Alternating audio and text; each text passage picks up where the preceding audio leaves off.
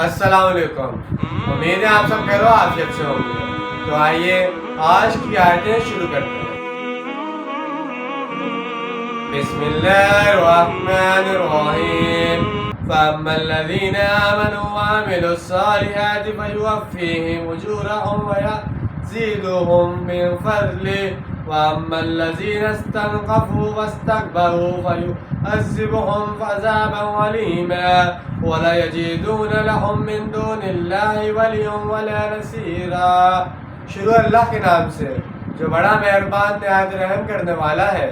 بس جو لوگ ایمان لائے ہوں گے اور انہوں نے نیک عمل کیے ہوں گے تو ان کو تو ان کا پورا اجر بھی دے گا اور انہیں مزید بھی دے گا اپنے خاص فضل میں سے۔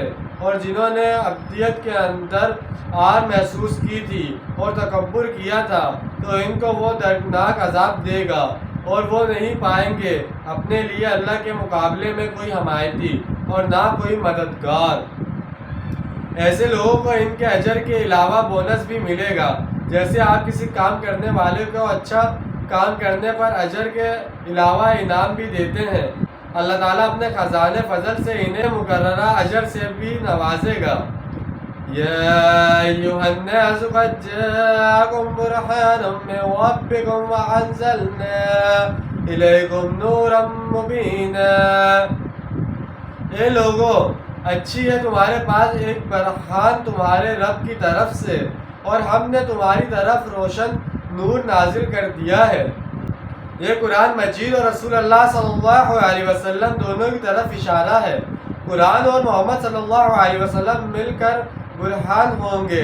تعارف قرآن کے دوران ذکر ہو چکا ہے کہ کتاب اور رسول اللہ صلی اللہ علیہ وسلم مل کر بینہ بنتے ہیں، جیسا کہ سورہ بینہ آیت 1 سے 3 میں ارشاد ہوا ہے۔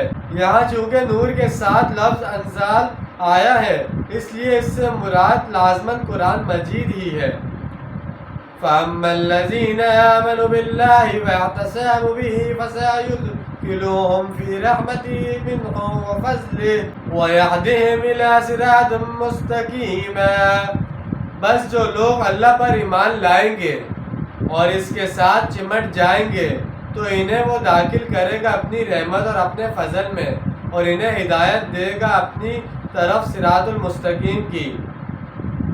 یکسو ہو جائیں گے، خالص اللہ والے بن جائیں گے، مذہبت نہیں کریں گے کہ کبھی ادھر کبھی ادھر، بلکہ پوری طرح سے یکسو ہو کر اللہ کے دامن سے وابستہ ہو جائیں گے۔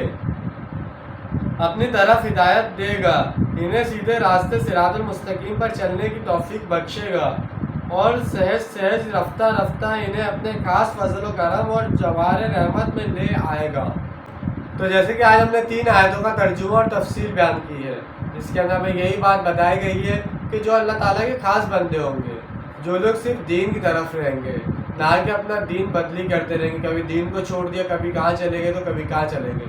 جو لوگ در در بھٹکتے ہیں ان کو کبھی کچھ نہیں ملتا، وہ ہمیشہ خالی ہاتھ رہ جاتے ہیں۔ جو سوچتے کہ میں یہ کام بھی کر لوں تو وہ بھی کر لوں، یہ سارا ٹائم اپنا سوچوں میں گزار دیتے اور کام کچھ نہیں کر پاتے، اور پھر جب موت کا وقت قریب آ جاتا تو بولتے کاش ہم یہ کر لیں۔ اسی طرح ہماری زندگی ہے، ہمیں اپنے دین کے ساتھ جڑے رہنا چاہیے، ہمیں اپنی نمازیں اپنے قرآن پر اور اپنے پیارے رسول صلی اللہ علیہ وسلم اللہ تعالیٰ کے بتائے ہوئے نقش قدم پر چلنا چاہیے، اور جتنا ہو سکتا ہے نیک کام کرنے چاہیے۔ حقوق اللہ تو ہم پھر پورے کر لیں گے، یہ حقوق العباد پورے کرنا بھی ہمارے لیے لازمی ہے۔